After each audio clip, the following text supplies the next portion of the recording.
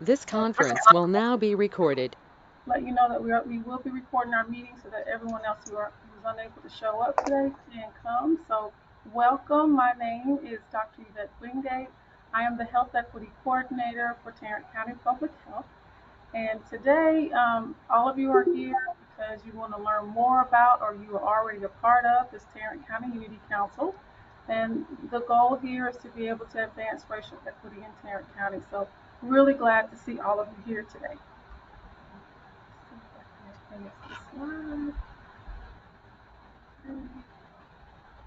Not advancing, so I'm gonna have to do it another way here. Mm. I can use an arrow on my part, you guys. I'm gonna stop sharing for just a second. Let me see if I can switch it over. A moment, you guys.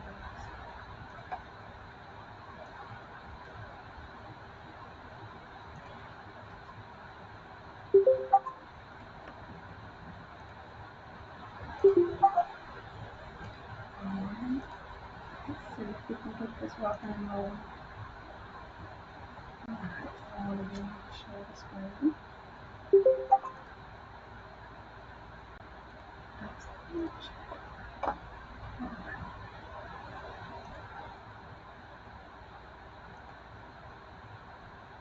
Can y'all see that? I can see it now.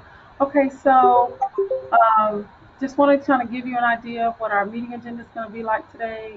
Those of you who received the email already know that we're going to cover these 6 areas. So just want to go ahead and move forward with our welcome introduction. So if you will go ahead and place your name, your position, your organization, and email in the chat. I know you may have done this before. We just want to make sure we have everything so that we can contact you in the future if we need to be able to reach out to you and then also potentially do some work with you.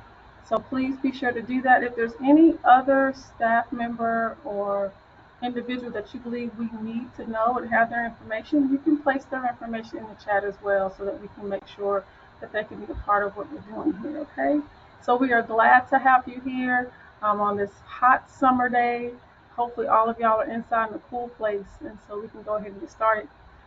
So what I want to do is talk about this is summertime and there are a lot of bugs out there and insects, but just as a quick icebreaker, if you just want to have some individuals kind of tell us what your favorite insect is like. Um, I can start off first to get everyone thinking. You can see these 4 images here, but my favorite one is the lightning bug. When I was little, we used to go outside and catch them, and so it was really neat to be able to do that. So, if anyone else would like to tell us what your favorite insect is and why, I would love for you to say your name, who you're with, and tell us why.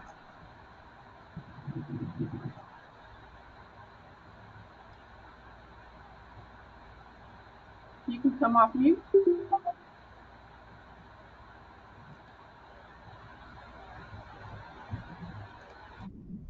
I guess I'll start. Hi everyone, my name is Tanya Till. I am one of the health equity specialists here with Tarrant County. And my favorite insect would have to be the butterfly, only because they kind of struggle at the beginning and then they evolve to something beautiful. They come in different colors, sizes, and I don't know, they seem very feminine. I don't know. I just like it. It's kind of girly. So that would be my favorite insect. All right. Thank you, Tanya, for sharing. Anyone else? I got one. That's going to be very unorthodox. Get ready. We're ready for it. Let's bring it. I saw this the other day on a documentary. Uh, I think one of my favorite insects is the roach because Okay. it can survive through anything. Look at everybody shaking their head like, what? It is quite resilient. Yes. They are. I grew up with them, so I done stepped on them, threw them. They survive in water. They can hold their breath for like 40 minutes. They are as resilient as Twinkies. Twinkies. But, yeah, because they can stay around a long time as well. Well, thank you for sharing that interesting insect being your favorite. So anyone else want to join in? Might be hard to follow that one, but I'm sure you can come up with something. I will try to follow up Mr. Charles, okay? I'm Tanisha. I'm also a health equity specialist here with Tarrant County Public Health. And my favorite insect would be a praying mantis um, because they just look so, they're very green. They're also very calm and still. They remind me of like meditation and spirituality. And then they can also be a symbol of good luck. Yeah. Thanks, Tanisha. So if you all will look at this picture right here, this is actually called a flower mantis. So they're in the praying mantis family. So they can disguise themselves as a flower so that they will not be eaten by predators, but also so that they can get some of their food. So I thought I'd put that one on there. I thought that was pretty cool. So thanks for sharing. Anyone else want to share? I'll do one. I'm gonna go back to the butterfly because my grandmother, who passed when she was 98 in like 2001, used to say there aren't as many butterflies when I was a girl. So every time I see one, I think of my grandmother and how long she lived and how hard she worked and how many difficulties she had. So the butterfly. The butterfly. Thank you. All right. Well, I all like to right. say, Dr. Wingate, I like the butterfly too. Reminds me of my mother, metamorphosized into a beautiful person. Oh, that's nice. That's nice. Thank y'all both for sharing that.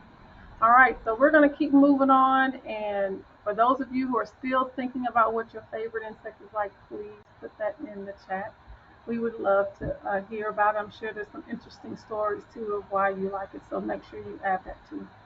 All right, so we're going to go ahead and move forward. I just want to talk a little bit about this slide. This is a reminder that this is part of the work that we're doing. We are trying our best to be cognizant of what we see in Tarrant County and where we're trying to go, what we're trying to impact. So we know that because of the disparities and inequities in Tarrant County, we see that the reality is that a lot of people who have more get more, and those who have less actually get less. They don't even start off at the same level playing field. So from reality to empowerment, that's what we're trying to do. We want to remove those systemic barriers that have caused and continue to perpetuate these disparities and inequities for those who are being impacted, which is in particularly our communities of color. But remember, disparities and inequities could impact any group, via your age, race, ethnicity.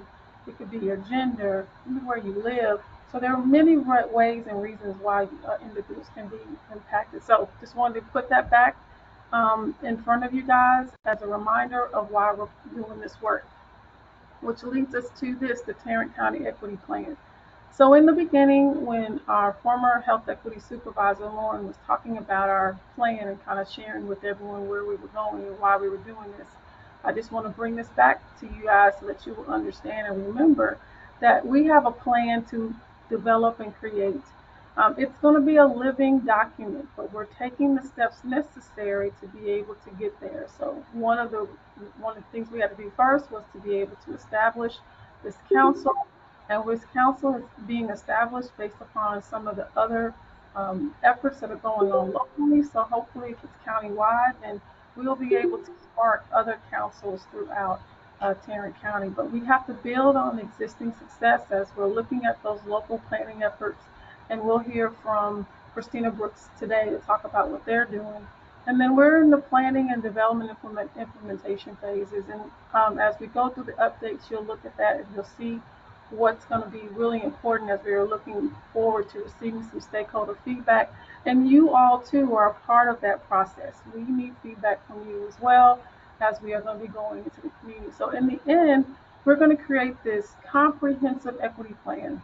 And basically, the plan is going to be one that's going to help us to be able to identify and address these disparities and inequities Some of those that are tied to COVID specifically, but others of those that we know, those four priority areas and the other ones that y'all said that y'all are interested in, cover the gamut and they've been here prior to COVID. Just COVID just kind of brought it to the forefront as the greatest needs that we have in our community. And so the goal of these equity plans is to be able to be prepared better for when the next public health emergency comes. It's going to come. We just want to be better prepared so that everybody can get what they need and we can keep our community safe and healthy. This is another slide that is really talks about those inequities. And so I just want to make sure that we are very clear on those, how we can look at what an unhealthy stream looks like, and also where we're trying to go with the healthy stream, how that healthy stream creates equity. So we're looking at those pro-equity policies, practices, systems, not just in the health department, but of course in your own organizations that you serve in, that you volunteer in. And we want to make sure that everybody has an opportunity to be able to look at how they can dismantle, reduce those disparities, and particularly those that are tied to systemic racism and racial bias and any of those things so that we can make sure we're serving all the people in a way where everybody can have an opportunity to achieve optimal health.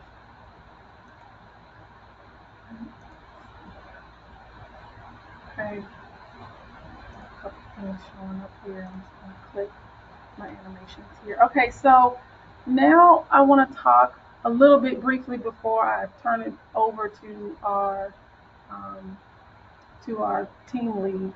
So we're going to talk today a little bit about where we are now. And so the priority areas are related to health, housing, communication, and economic development, education, as well as transportation, and then criminal justice and policing. Now, in these areas, the four priority ones that we must address according to what our grant deliverables are have been indicated are tied to housing, health, transportation, and communication. So the four. And the extra ones that y'all decided that were also important were economic development, education, criminal justice, and policing. So for those of you who have attended our visionary leadership training with Coach Anna McCoy, she shared a little bit about what the equity indicators are. And so we're going to have our team leads go ahead and kind of work through this.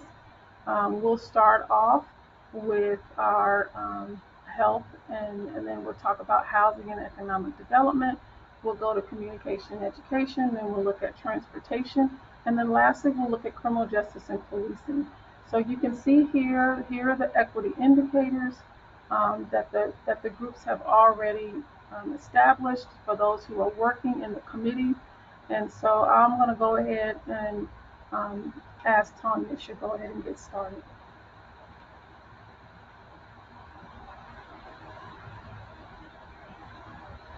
All right, thank you. Okay, for I guess a little bit of an overview of the committees. I guess I'll start with the housing. Since the last meeting, the housing committee has determined six equity indicators, and those are affordability, accessibility, homelessness, redlining, gentrification, strategic investments, and impact of developments. Um, During that committee, the members had prioritized the specific equity indicator measurements and have since written up the short, medium, and long term recommendations for each of those measures. And right now, the housing committee are working on turning the recommendations into SMART goals and presenting those goals to the community members. And then also, just to let everybody know if they're interested, the Housing Committee does meet at 2 p.m. on the second Wednesday of each month. And as the lead right now, you guys please reach out to me if you're interested or know somebody that may be interested in joining the Housing Committee. I did put my information in the chat. And in regards to the health committee, we did pretty much the same thing. And our four equity indicators are medical mistrust, accessibility, affordability, and stigma. And our health members have also, we just discussed what we deem to be short, medium, and long term goals. And then we will start working on the actual SMART goals the next meeting. The health committee meetings are 2 p.m. on every third Wednesday of each month. And as I mentioned before, if you guys know anybody that are interested, please reach out. My information is in the chat.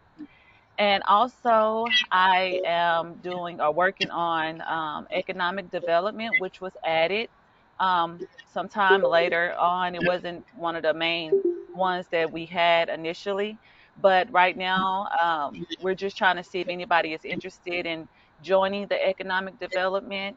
Um, I guess I want to say, economic development kind of crosses over to every one of our different sectors. So once I have, I guess, a meeting time set out, I will send emails out to just see if anybody's interested. And if you know for sure you want to be interested in that, reach out to me.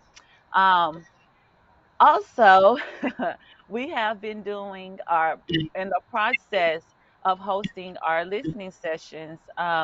We have mapped out 9 zones in our area, and those are targeting the areas with the highest COVID rates, but they have the lowest vaccine rates. So we're looking at those areas, and then we also add some additional areas of interest in terms of health disparities are and barriers to everyday goods and services. So the health equity team will be hosting multiple sessions within those zones. Um, Throughout the grant life cycle. And we are in the process of reaching out to community institutions to secure meeting spaces. And during this time, we are tending to be pretty flexible on dates and times, but we want to be mindful that the populations that we're trying to reach. So we are taking in consideration childcare, transportation, non-traditional work schedules into account as we do plan these sessions. So also, since everybody is here, if you or your organization is interested in attending, sponsoring, or even hosting one of these listening sessions, please let us know. It would be greatly appreciated. That's all I have right now. All right. Thank you so much, Tanya, for the update. Mhm.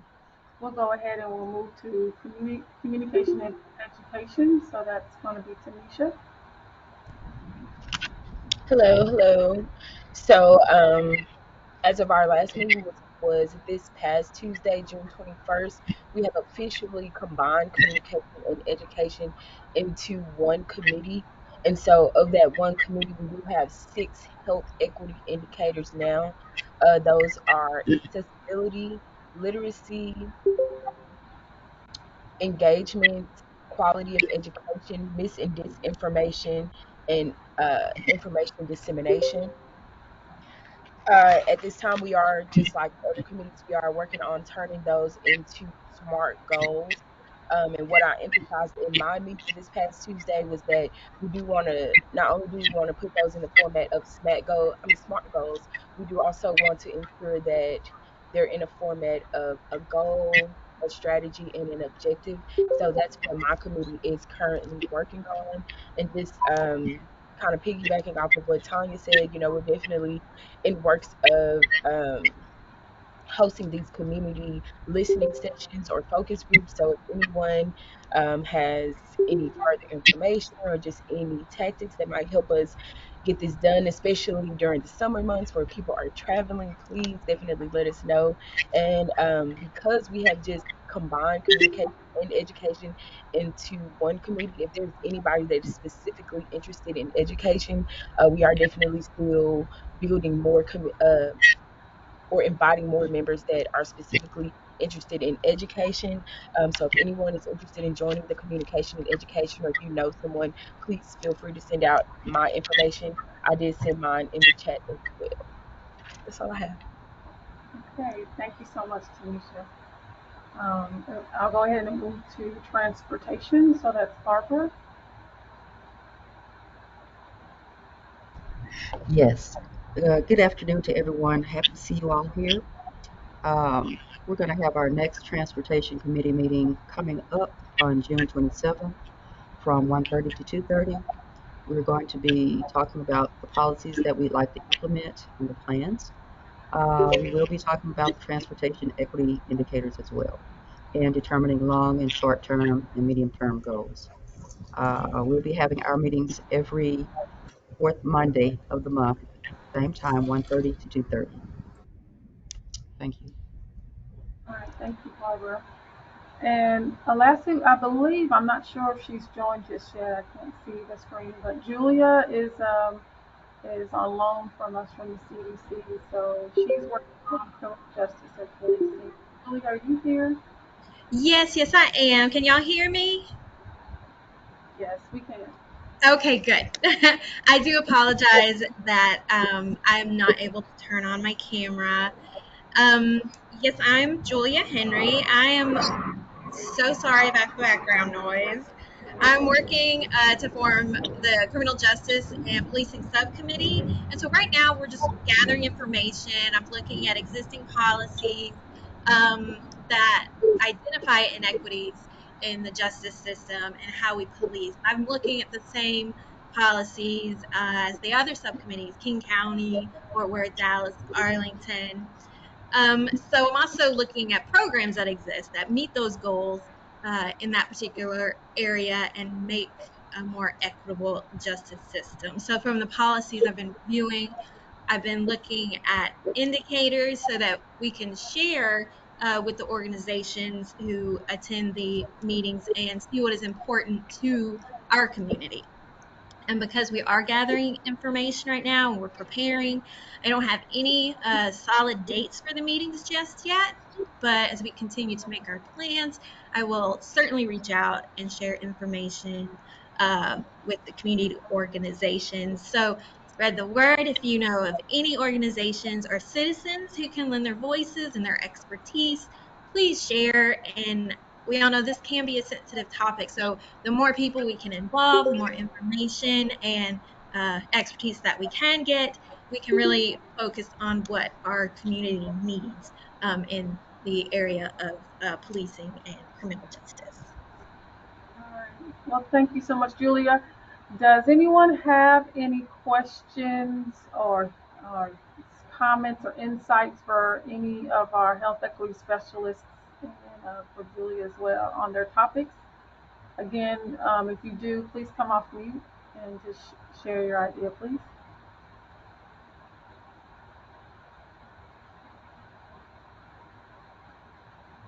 All right. I'll take that silence as you're still thinking, or what they've shared is really good at the moment, and you're able to participate later. If anything comes up, please definitely put it in the chat as you continue to participate today. So I'm going to go ahead and we're going to move forward. Today we have a special treat. We have Christina Brooks with us, who's the Chief of Equity and Director of Department of Diversity and Inclusion, City of Fort Worth. And I've asked her to provide an update on the equity work that they're doing throughout the city. I've just put up what is on their page. These are the areas of focus that are listed on their webpage. And so it's really important that we are able to listen. If you have questions or comments, definitely you can put them in the chat and she'll be available throughout the conversation to take some questions. But just want to say that she is a member of our council. They've been doing this work before our community council was established. So wanted to make sure that we have members in our community that we know about their efforts and how they're going to contribute to the work that we're doing and how we can contribute to the work that they're doing as well. So Christina, I'm going to stop sharing. Would you like me to give you access um, to be able to see? Yes, if you could give me access so I can share my PowerPoint, that'd be great.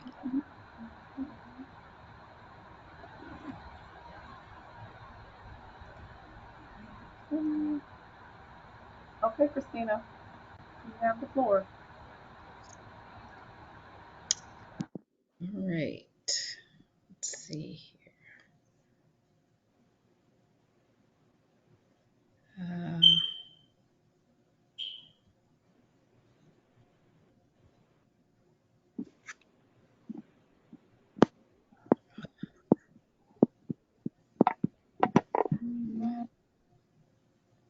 Oh,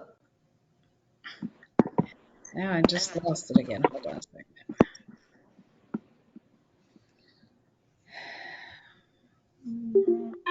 Okay, while Christina's working on that, if you have not put your information in the chat, I would love for you to do that, and also so that you'll know those who shared on on the updates. Those are our health equity specialists.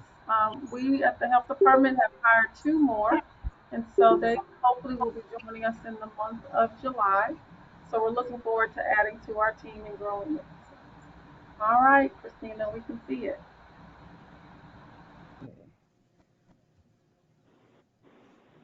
All right. Can everybody see the full slide? We can. It's in your other slide if you wanted to make it all the way full. It's up to you. Mm, it is full on my side, so hold on a second. But it's okay. We don't mind seeing the slides that are coming up. We can't really read them. So if you want to leave it in that way, we're fine. Mm, well, hold on a second. Because it looks like it's a full screen to me.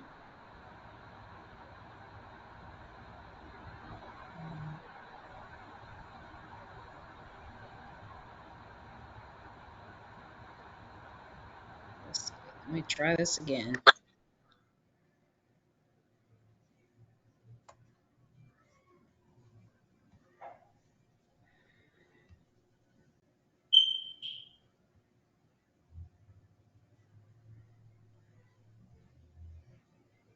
Um,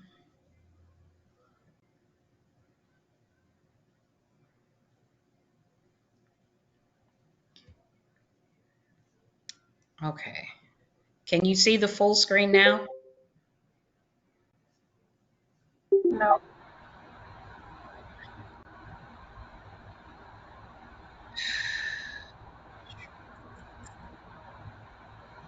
Okay, hold on a second. Try it again.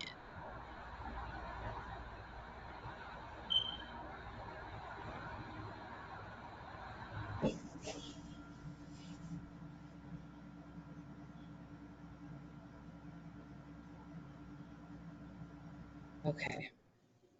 We're good with that. We can see it on the screen. Okay. Mhm. All right.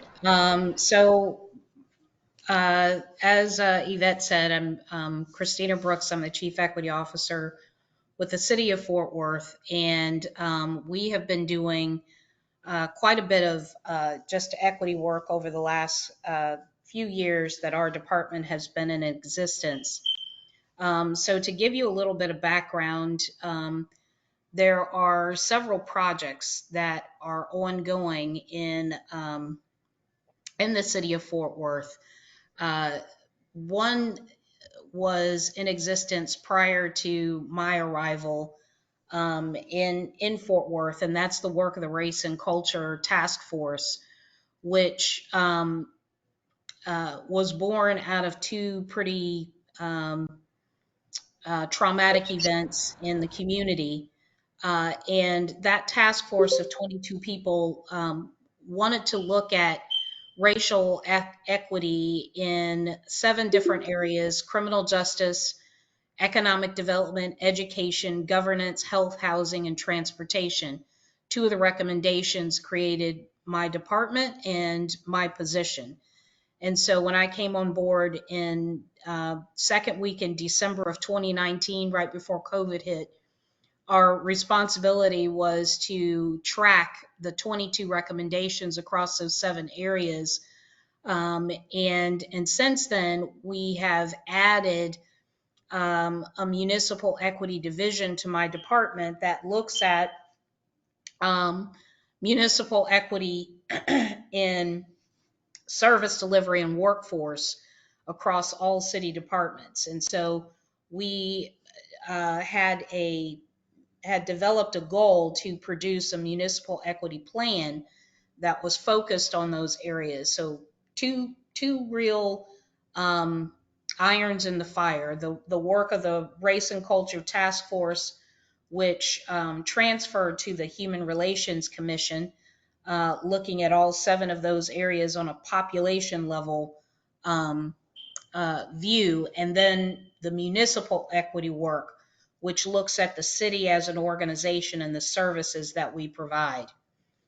And so the goals are kind of twofold for the plan. Make sure that we trained everybody that was going to be involved in the collection of data and its analysis to actually make better decisions regarding policy and resource allocations. And then make sure that we could replicate the work, that we could push a refresh button and make sure that the data that we were collecting that would tell us whether we were progressing in the direction that we envisioned or not was easily accessible. And so to begin, the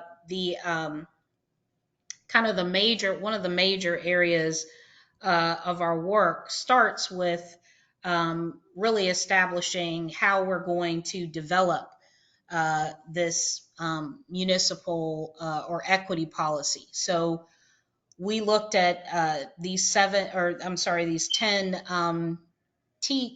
10 key areas. So establishing a policy goal, and understanding like what problem are you trying to solve or what are you trying to dismantle.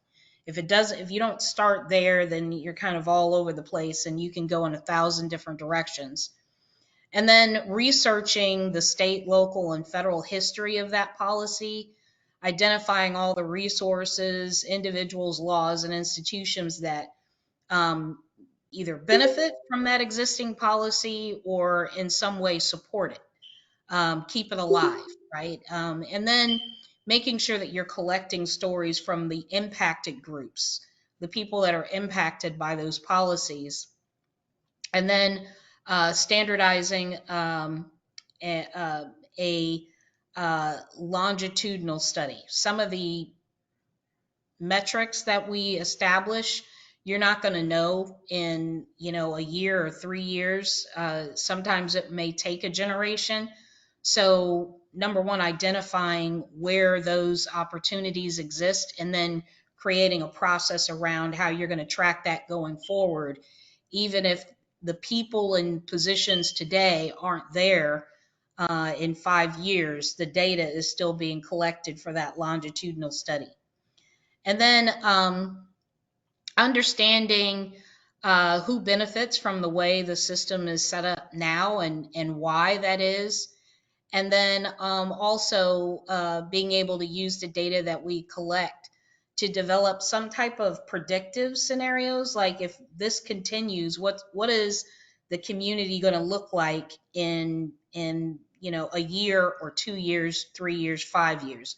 We try not to go beyond that because once you start getting out there in the 10 to 20 years, predictive analytics, it's not as beneficial.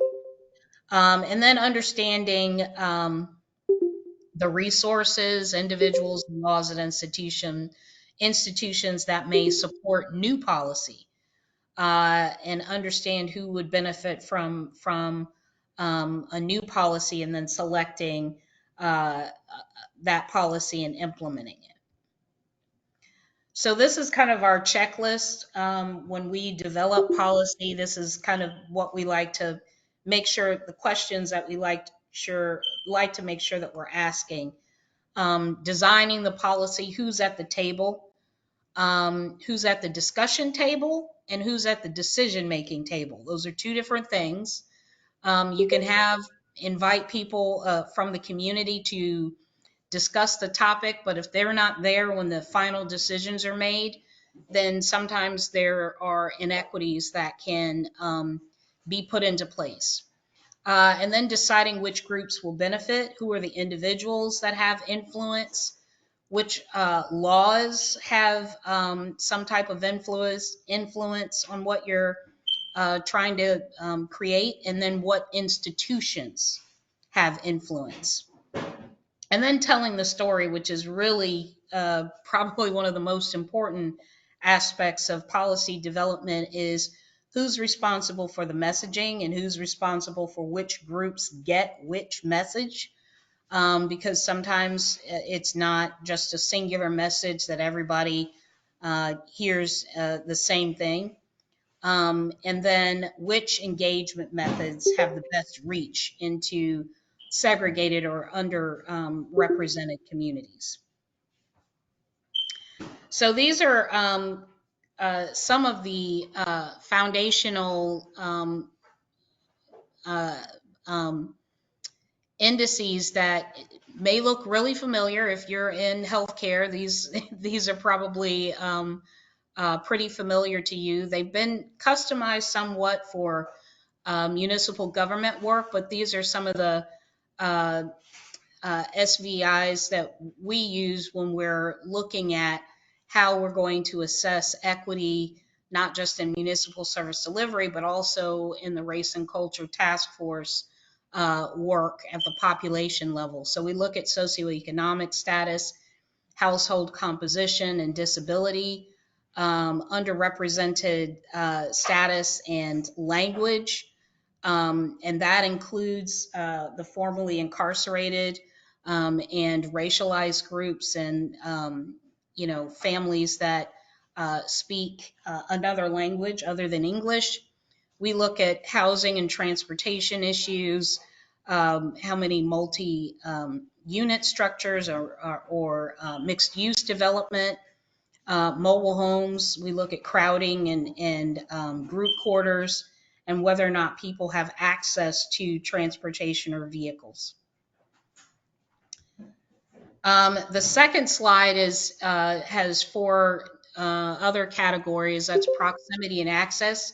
So we look at how far people are from healthcare facilities and education centers, how far they live from job and retail centers and activity or entertainment and green space. That can be anything from just natural habitat to actual parks and recreation facilities. We look at environment and health. So we want to study data on injuries and fatalities that seem to occur in specific geographic locations. We want to look at air pollution, brownfields, and walkability of neighborhoods, which just means that, there's an idea of a 10-minute or 15-minute neighborhood where you can actually walk from your residence to find fresh food or walk to a quality educational facility, whether that's a daycare center or early childhood or some type of K through 12 school or entertainment or retail. Then the next area is experience. So looking at how different populations experience the city, right? Are there populations that are disciplined at higher rates, or if there are more stops and searches with specific populations? We look at crime rates. We look at racialized profiling and harassment and discriminatory treatment. And then we look at funding and patterns of funding. So we look at where money is coming from and how often it's coming in. So if it's last couple of years with COVID, we've had CARES Act funding and ARPA funding. And those are one-time pots of money, right? Those are not going to happen every year. So making sure that we understand we're not building long-term programs based on short-term money. And so ultimately, we have to look at our tax base to understand what kinds of funding can we expect going forward. And then looking at resident and staff feedback and goal alignment. Pardon me, Christina, if you've been advancing the slide, we are still on the municipal equity policy development slide. Oh, okay, yeah, I have been advancing them. Hold on.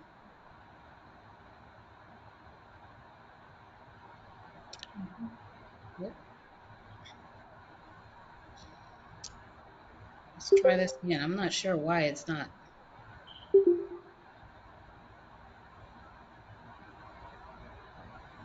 advancing here. Okay, so while Christina's getting that back up, we will provide the slide deck to everyone. I did see the notes when I got back in the chat that I was sharing the wrong screen, and that's thank you so much for letting me know. I just couldn't see the chat at the time.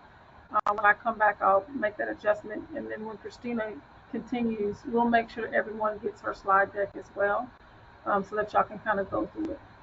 Okay.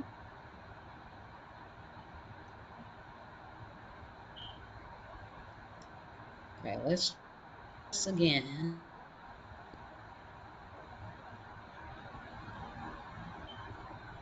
Okay. Okay, can you see the slides? We can. Yes. Okay, do you see which slide do you see? Does it say overview? We're on the overview page. Okay. All right. Um, so uh so I kind of explained the framework that we're working in Fort Worth, and I touched a little bit on the two buckets of work that we're looking at. The work of the Race and Culture Task Force Initiative, which is now led by the Human Relations Commission, which our office supports. And they're looking at population level issues, all in those areas that I shared earlier: criminal justice, economic development, education, governance, health, housing, and transportation. And then on the municipal equity plan side, we're looking at program level issues, those things that the city has direct control over in municipal service delivery. And our department is leading that work with other departments with us. So one of the things that we are in the process of transitioning is uh, away from what we were calling super majority minority areas, or SMMAs, and MMAs, majority minority areas, to what we're calling geographic disparity zones.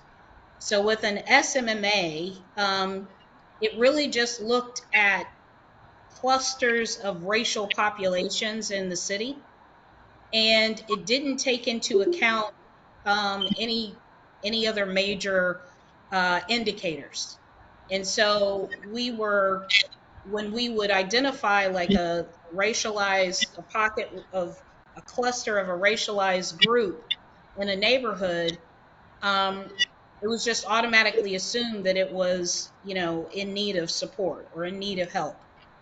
And when we started digging a little deeper, we found that using that methodology, it was incorporating neighborhoods that had like $500,000 to $750,000 homes. Those are not areas that we would traditionally say need assistance. And so we are trying to transition to what we're calling geographic disparity zones that really, at the foundational level, look at the city of Fort Worth's 1940 red line map. And we are starting there and taking that map layer, putting it over what Fort Worth, the footprint of Fort Worth today, and seeing how the impact of the redlining that was outlined in 1940 is having implications today. So it starts there, and then we start building on top of that, kind of like making a sundae, right? The red line map is the ice cream, and then we add all of these other layers to that, looking at everything that I had mentioned in the social vulnerability index socioeconomic status, household composition and disability, underrepresented status and language, housing and transportation, proximity and access to healthcare and education and job and retail centers, environment and health outcomes, experiences, how different populations experience the city, and then also different funding patterns. So we add all of those things on top, and that's what gives us geographic disparity zone. And then with our municipal equity plan, we do the same thing, but it's specific to the city of Fort Worth's footprint, right? We're looking at municipal services using that same geographic disparity zone, or GDZ. Um, and so moving forward, we've started to do a lot of work, just intersectional work between departments in the health equity space. So we've developed an open space tool that anybody will be able to access in the community, looking at, and we use this to identify green space that exists right now, and why it's important for us to preserve green space in neighborhoods, because we know that that has a direct impact on health outcomes of people. And so we know in Fort Worth that there are clusters of um, disparity zones inside the loop, right? We're not talking about way north Fort Worth. Everything is development is moving out there, and there are new homes out there, businesses locating. But we're looking at those areas inside the loop and making sure that uh, if we identify open space that hasn't been developed yet, we want to make sure that we are keeping some sort of green space, either for a park or just creating a natural habitat.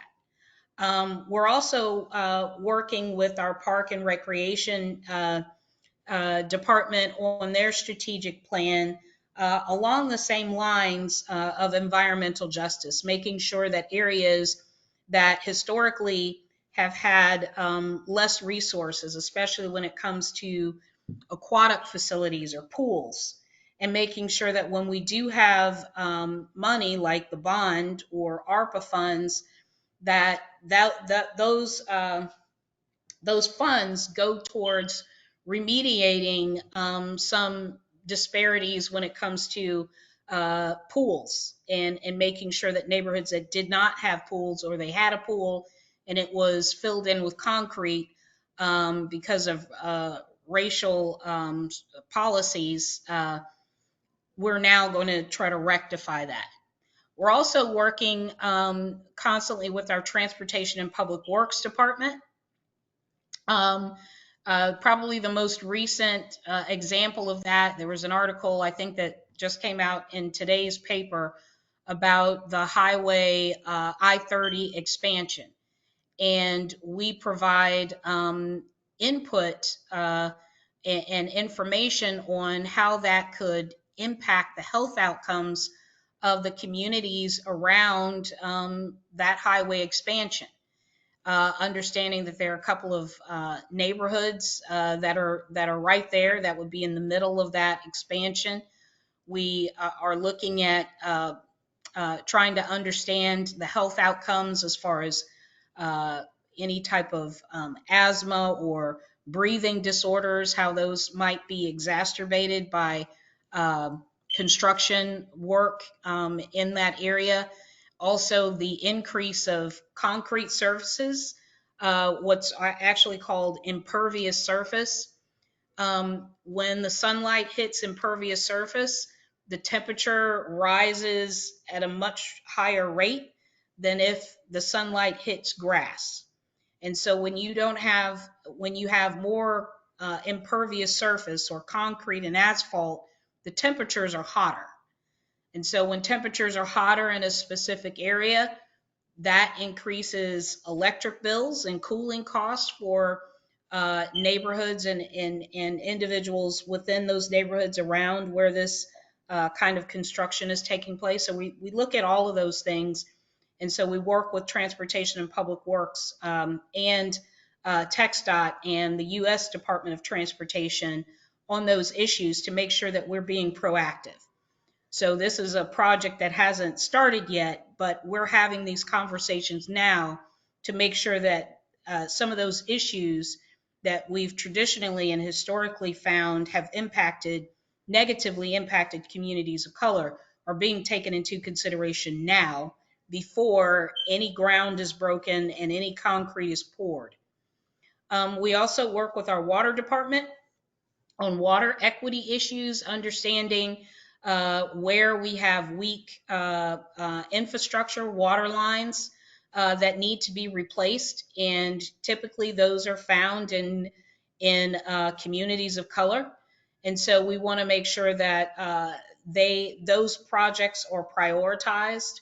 We're looking at the IT broadband infrastructure plan, making sure that as we develop the plan for the city of Fort Worth and fiber optics lines where people in low income communities and in some communities of color where they have the kind of bandwidth that would support telehealth visits and education. So should we have another pandemic and students have to learn from home, we want to be prepared so that everyone in Fort Worth has equitable access to the internet and the bandwidth, not just access, but you want to be able to have families run videos or any of the programs that educational institutions might want them to run.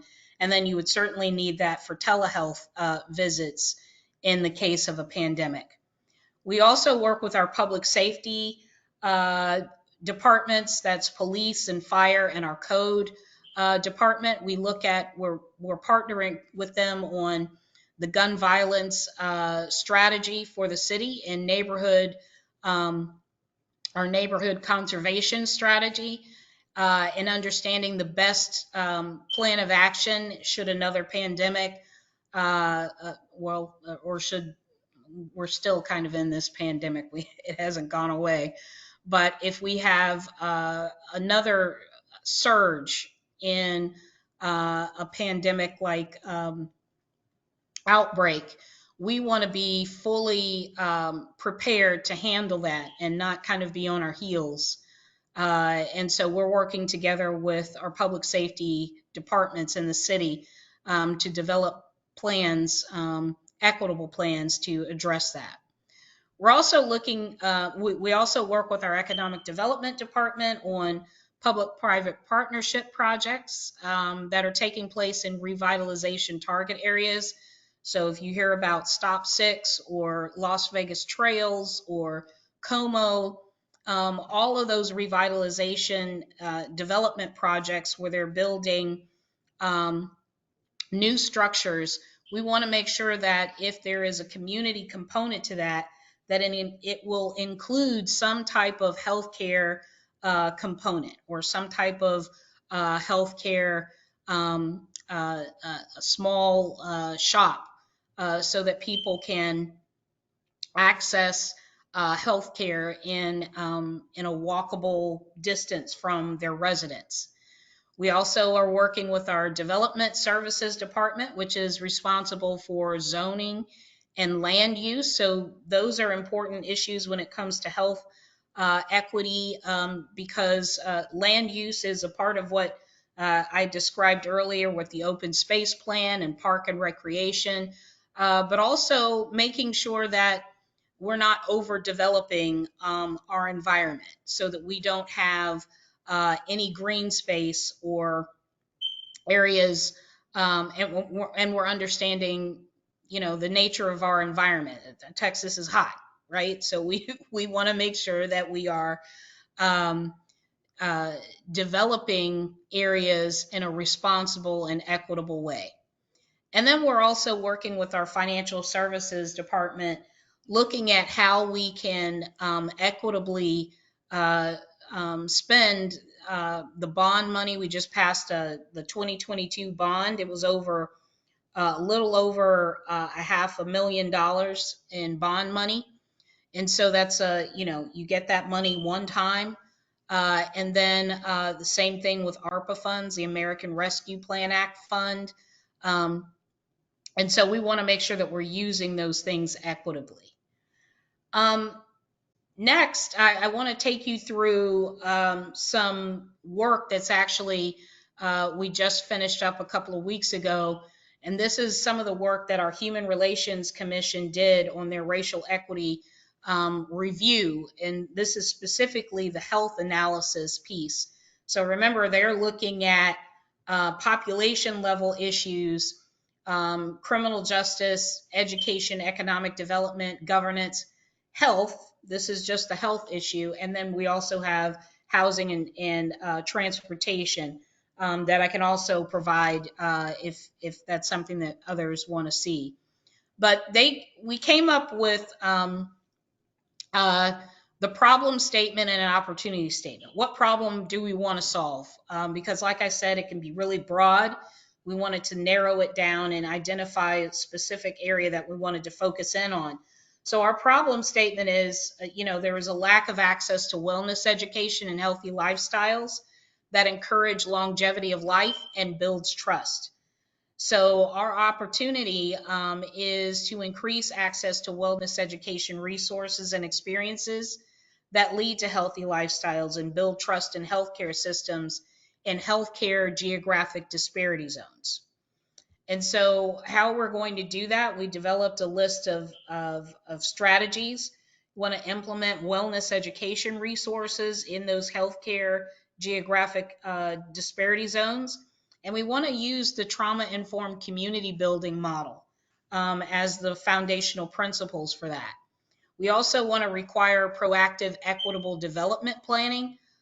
So again, we're not just focused on closing existing disparity gaps, but we're proactively trying to plan to make sure that we don't create new ones down the road. We also are going to ensure equitable access to parks, outdoor spaces, and public recreation opportunities. We want to conduct community engaged research to promote awareness and knowledge to overcome some of that healthcare misinformation that floats out there, either just in conversations in neighborhoods, but also on the internet. There's a lot of misinformation out there, so we want to make sure that we're keeping up with that. We also want to make sure that we're leveraging existing community partnerships. The work of this body, we want to make sure that we're aligning our work with what we're doing here, and to make sure that everybody is kind of rowing in the same direction, and we're not duplicating efforts, that we're using our resources wisely. And then disseminating science-based and targeted educational campaigns in healthcare geographic disparity zones. And evaluate, beliefs and attitudes and knowledge and practices of healthcare prevention and treatment. And then finally, we want to create a repository of local community-centric, evidence-based healthcare knowledge products. So things that people can, come in and pick up and take to their neighborhood association meeting or their church, that gives them all of the facts about a particular healthcare issue or concern in the community. And then we developed a list of accountability metrics. So I'm not going to run through all of these, but we developed a number of them. These are SMART goals. So we want to increase trauma-informed community workshops in healthcare geographic disparity zones by 100% by December 2023. And we said 100% because there may be, fits and starts of people talking about trauma-informed community model, but we want a full-scale push towards using that trauma-informed model, especially when it comes to healthcare outcomes. And then we want to increase awareness and access to affordable transportation service, to preventative healthcare facilities in healthcare GDZs, by 50%. So we want to make sure that we're working with transportation to take people to healthcare facilities for preventative care, and we want to be able to track that. Um, we also want to increase the use of multimodal transportation systems, so not just access to a car, but also some other modes of transportation, whether that's ride shares or bikes or even walkable access to preventative and emergency healthcare facilities in different healthcare geographic disparity zones, and then increase access to mobile preventative healthcare service in healthcare GDZs. So bringing healthcare to communities instead of having them go to a specific location, having mobile units that show up in specific healthcare disparity zones. There are a couple of others, decreasing negative healthcare outcomes for diabetes and heart disease and asthma, all the things that are specific to communities of color, or there's a higher likelihood of those in communities of color, specifically, gun and domestic violence is a part of that. And then we wanted to throw in there the economic development piece of making sure that business equity firms that do work in this space are utilized when we're attacking these goals. And then making sure that, again, we proactively implement equitable development planning when we're talking about development. So we have a communication plan as well as understanding the communication spectrum. And that just means, like, what are we wanting to do when we engage with the community? Are we wanting to inform them of something that's already, it's already taken place, the vote has already been taken, and we're just telling you this is what is coming? Or are we consulting? Are we bringing them into the decision-making process? This goes back to what our earlier goals of communication looked like. And that, whoop, I didn't mean to do that. I'm trying to get rid of these. Okay, and then involving them, making sure that they are a part of the decision-making process, collaborating with the community, or supporting the community in something that they want to see happen. And so our communication plan is just pretty basic. We have to understand our budget. What kind of money do we have to work with? How do we want to engage the community in their participation? Understanding the community, doing our due diligence to understand the type of community, the profile of the people within that community. And then developing our engagement strategies that are customized to meet the needs of the profile community, and then setting our goals and metrics using SMART goal, and then evaluating and making sure that we can shift gears if we start to see outcomes that are not in line with what our expectations are. So we have a list of partners that we have identified to achieve all of these things. Number one is the impacted community. We need to make sure that they are front and center in the conversation. We're also engaging with UNT Health, Whole Health, the Center for Health Disparities. Dr. J.K. Vishwanatha is actually the chair of our health subcommittee for the Human Relations Committee, and he is from UNT Whole Health and runs that Center for Health Disparities.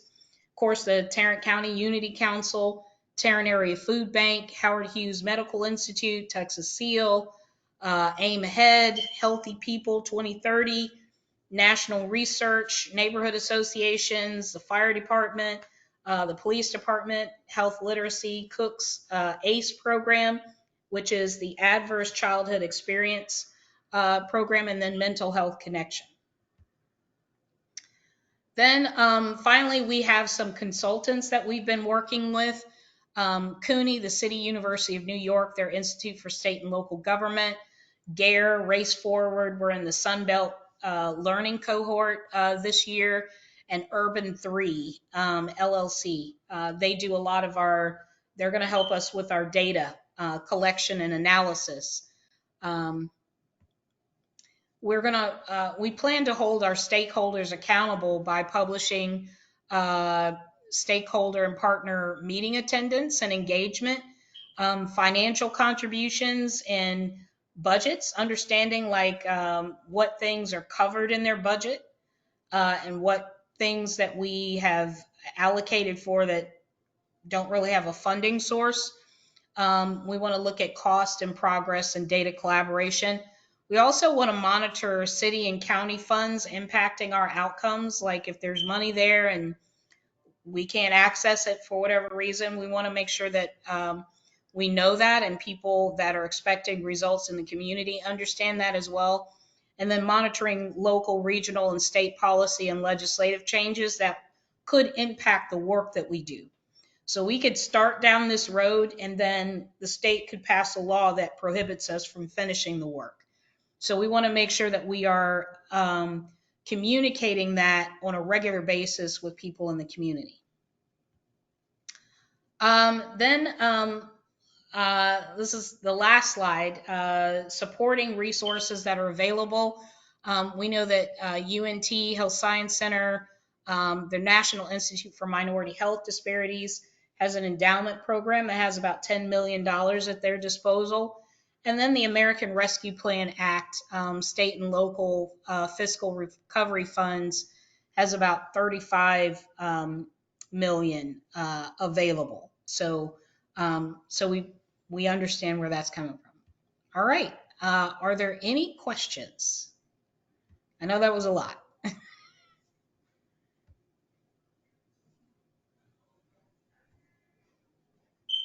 That's a lot of good information, Christina. We really appreciate it. Hopefully, what I see is the connection between the work that you're doing and what we're trying to accomplish as a council. When I get to some of the other slides, everyone will be able to see that. And it's good to know that we have someone here locally that's really moving forward in that work. That we can be able to, you can share some models so that we don't have to reinvent the wheel. And so that's one of my questions to you is it possible for those who are on this call to be able to reach out to you so they can be able to have access to some of those models that you shared? Yeah, absolutely.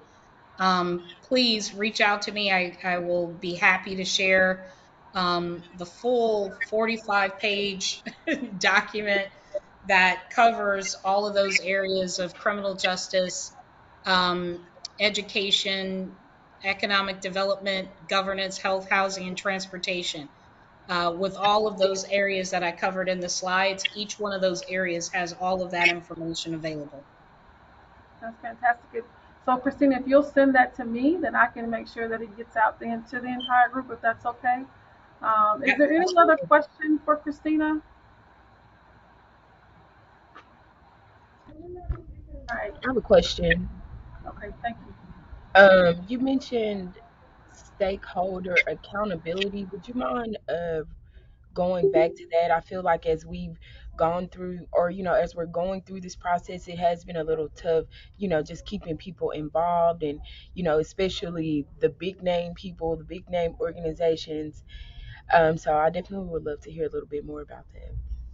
Yeah, so we came up with uh, um, that list of accountability measures, and we're really good.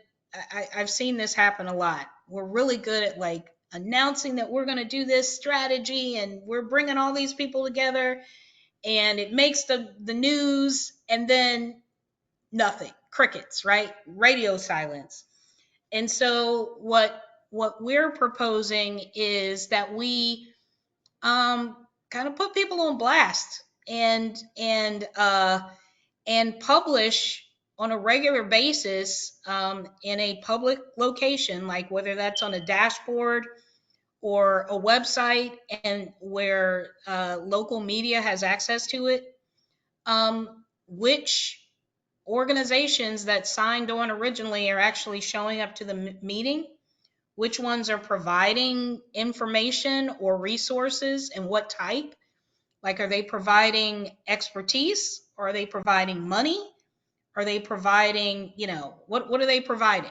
And that way, one of the lessons I think I learned coming in the middle of the race and culture task force recommendations is that when I looked at all of the people that were supposed to be involved in making sure that those 22 recommendations took off, like those people either weren't in those positions anymore, or they just vanished, like they evaporated on a, like, water on a hot day. But so this is one way. It's not the only way, but this is the way that we're choosing to handle this. So when people say that, UNT says that you're gonna be there to support this project and you're gonna follow through on this, we will hold you accountable by publishing the fact that everybody knows that you said you were going to do this. Here's what we've been able to accomplish, and this is what this stakeholder has provided towards that end. And let people in the community draw their own conclusions. Thank Uh, you. uh, I was going to say I Christine, couldn't agree with you more. That subtle accountability goes a long way.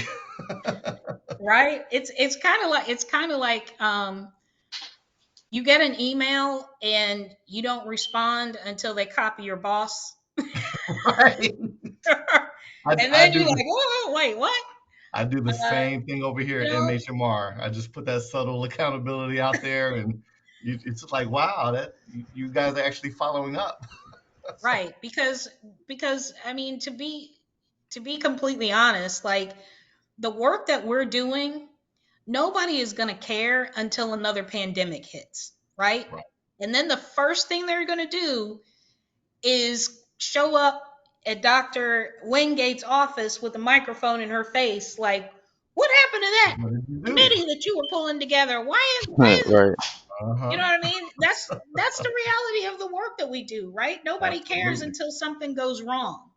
Yep. And so I like to have my receipts, right? So when something doesn't pan out, don't just lay it all at my feet, because I was not the only one on this committee, right? There We was are all supposed to in be this a together. community of resources. And if they weren't involved and they didn't come through and they didn't follow through, everybody should know that, right? It is not just the responsibility of the Tarrant County Public Health Department, and it's not just Yvette, and it's not, it's everybody that signed on to do this.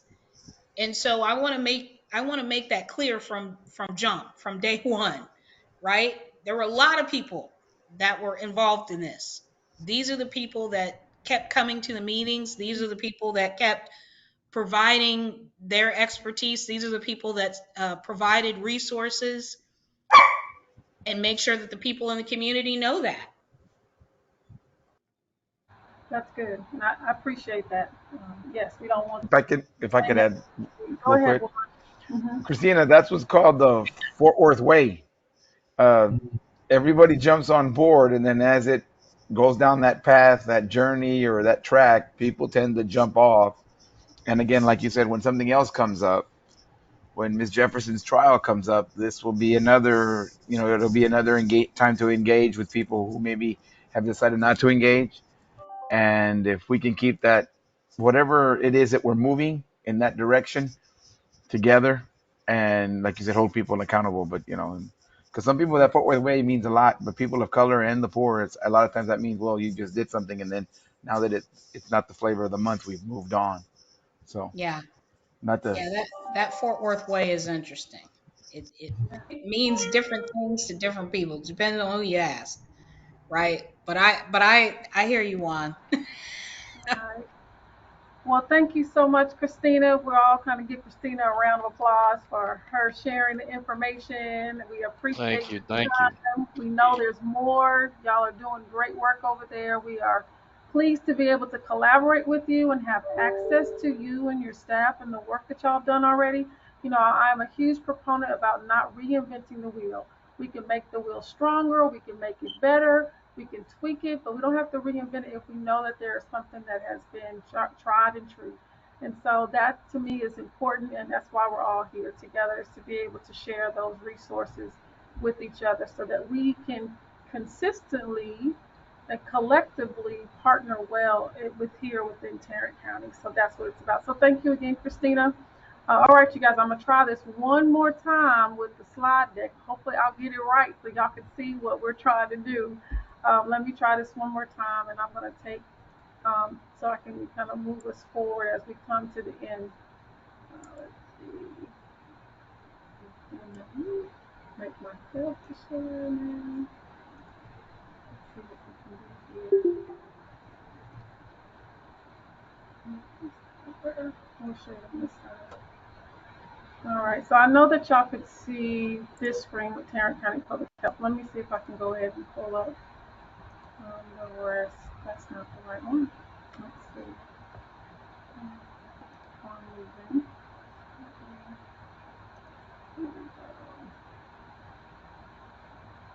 Move this over here. Hopefully y'all can see that now. I believe y'all can see that now. On this side. All right. Okay, so now y'all can see the full screen. If y'all can, I can't see my chat, so if someone can say yes that you can see the full screen and not my notes. Is that okay? Yes, we Yeah. can see it. Okay, thank you so much. All right, because I can't see the chat or your faces right now. All right, so we're going to go ahead and let me move quickly through the last couple of things. So, where are we going? It's really important for us to know. I mean, what Christina talked about, there's lots of things that she shared that we're kind of moving in that same direction, but we're going to provide a little different guidance. Just wanted to share this quote from Maya Angelou. We can only know where we're going if we know where we've been. So, in the processes of us getting to this point of where we have identified equity indicators and we've looked at, we're looking at our short-term, mid-term, and long-term goals in that process. Those listening sessions is what's coming up, and Tanya has already talked about them a little bit, but I wanted to kind of give y'all just a little bit more information. When are we going to be doing it? Through the next couple of months, through July all the way to September. That time might be extended depending on what we're able to collect. Now, we have identified 9 health equity zones. And these zones look like this. This is our community listening session map.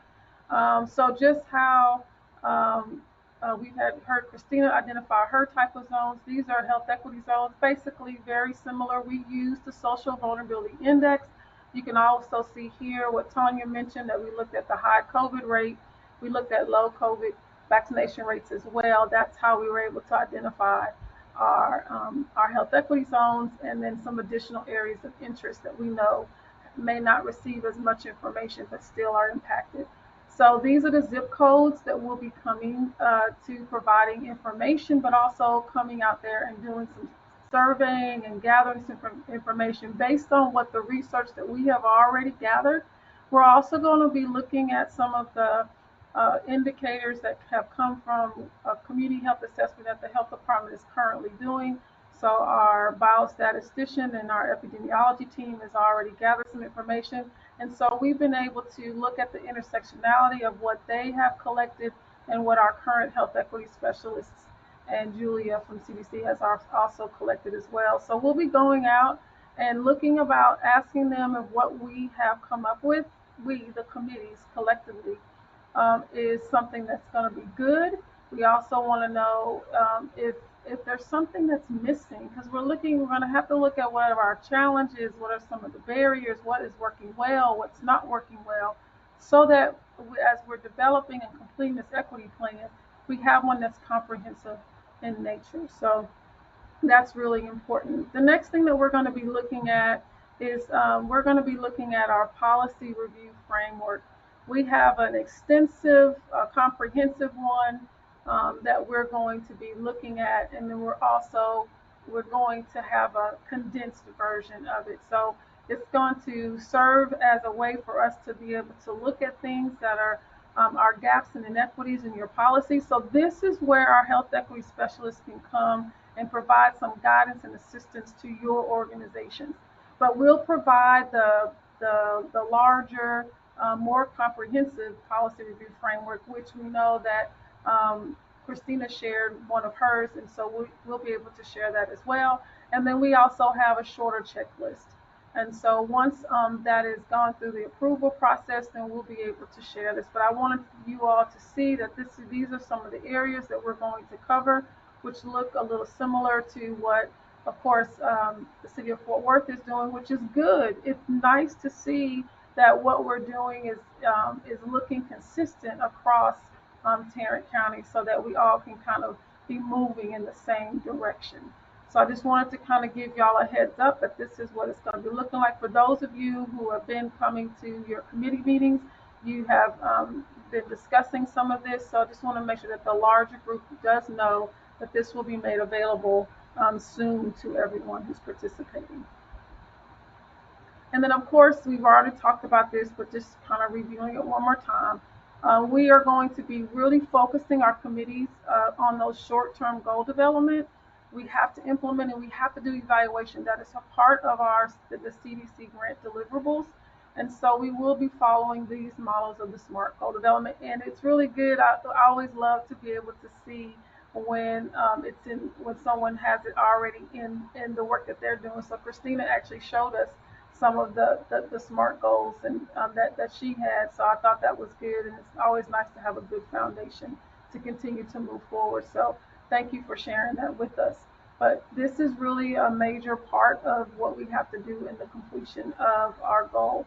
We are currently looking at an extension for our grant period, so we will know a little bit more as we come to the end of our summertime, what that extension looks like. For those of you who are kind of brand new, this CDC grant focusing on COVID-19 disparities, and it's our end goal is to create the equity plan.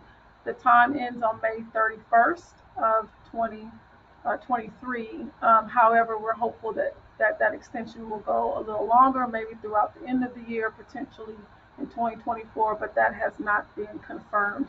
So with that being said, we are moving as if the grant will end on the 31st of next year.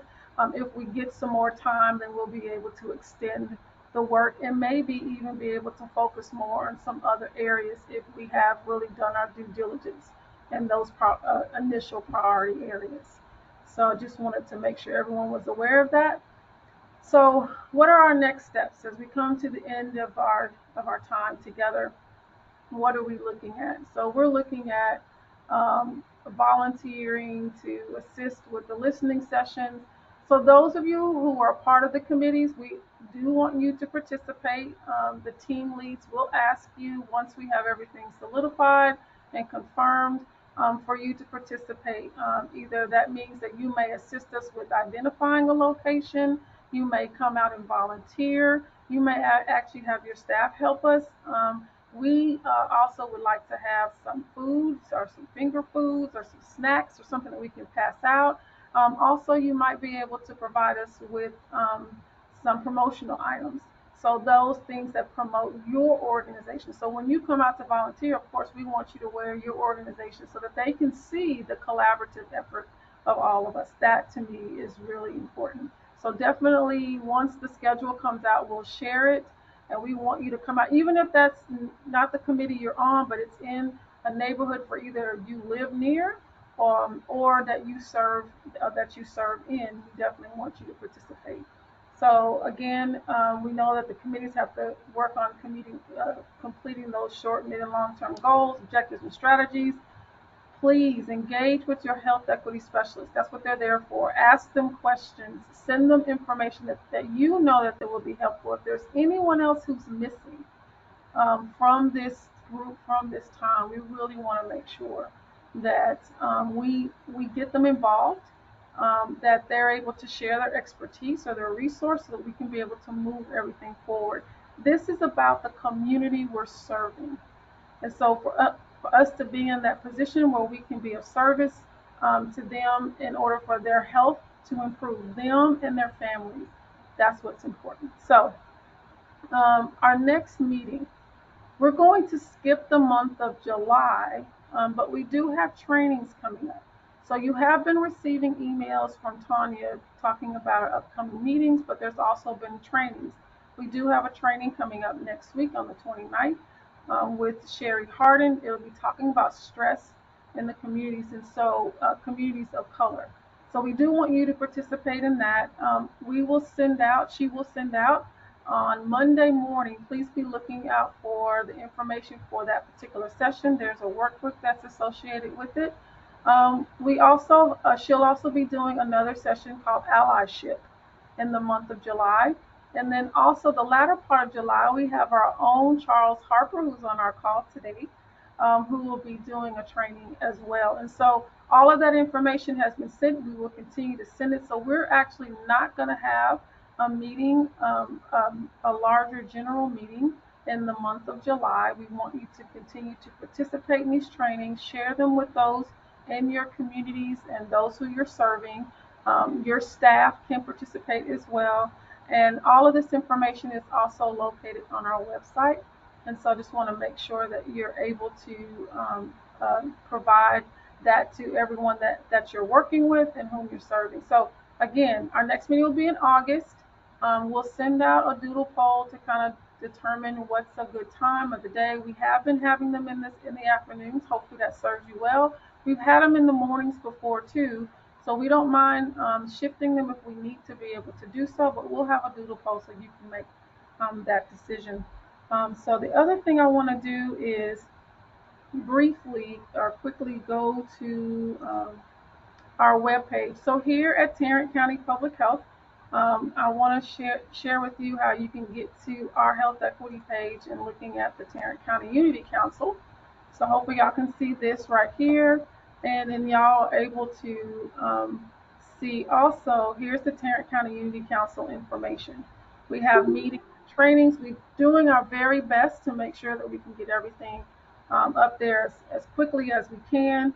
So you can see our information is here. General meetings, will be posting up all the information as quickly as we can so that you can share it with everyone. But just wanted y'all to know there is a page that you can go to. There's also an opportunity for people to share information with us. So if they want to get involved, here's a way for people to join in. They can send us comments. Matter of fact, I had an individual send something in, and it was sent to me by our public information officer so they could join the council today. So please be sure to share this information, and there's a variety of ways that they can get a response to us. So without any further ado, I'm going to stop sharing and just want to know if anyone has any questions or comments that they'd like to share with the group. All right. Well, I guess I can give you at least 1 minute back in your day after this meeting is over. I hope you have enjoyed what you've learned. I thank you for everyone who has stayed the course. Enjoy your summertime. Please stay engaged with us. When we reach out to you, we really hope that you'll have something that you can share with us or that how we can serve you as well. Our health equity specialists will be calling you to make some appointments with you so they can see you personally, if that's okay. If it's not, just let them know and they'll set up a virtual appointment with you. But we're just trying to make sure that we can stay connected. So we look forward to seeing you at our meeting, our training next week. All right. Everyone have a great evening. Thank you. Thank you. Yeah, too.